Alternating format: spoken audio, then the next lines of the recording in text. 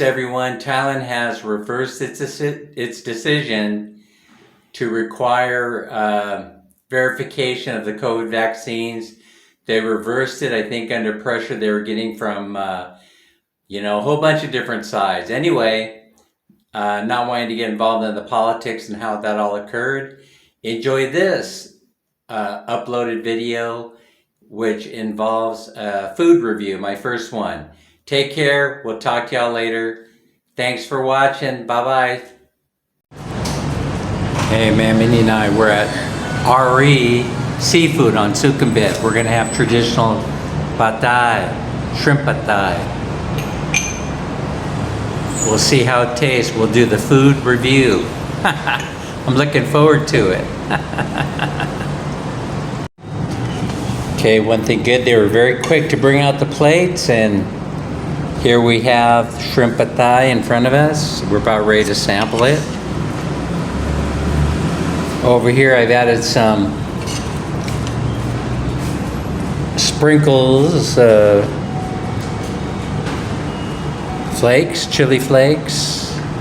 Of course, you can't do anything without the hot oil or the hot oil sauce, whatever they call that. Give it a little bit of fire. I can hardly wait to taste the pad thai here at RE Seafood. I hear it's the tastiest pad thai in all of Bangkok. All right, let's dig in. Gonna take the first bite. I'm gonna have a little bit of shrimp and some noodles.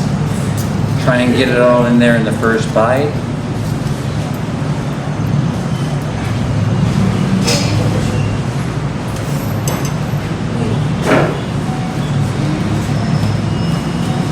Oh wow.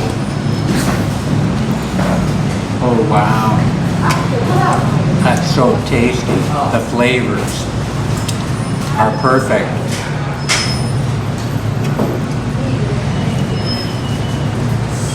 Just came out of RE's here on Sukhumvit.